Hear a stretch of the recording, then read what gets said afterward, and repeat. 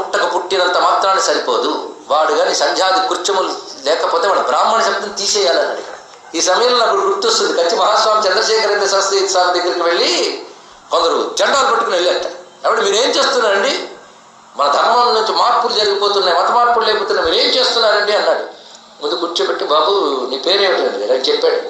సంధ్యావందనం చేస్తున్నావు. లేదండి అన్నాడు. దానికి ధర్మం ఉంటే ఎందుకు లేకుంటే ఎందుకయ్యా, ధర్మం ఉండాల్సింది ఎవరికంటే చేసేవాడికి, చేయనివాడికి ఎందుకు పోవాలి అక్కడ తెలుసుకోండి. ఇక్కడ అనుష్ఠాన బలం లేదు, వచ్చింది కేవలం కల్చర్. పుస్తకాలు చదివిస్తాడు, నిశ్రాచిత్రంగా నవల అక్కడి నుంచి ఇక్కడ వరకు చదివానండి.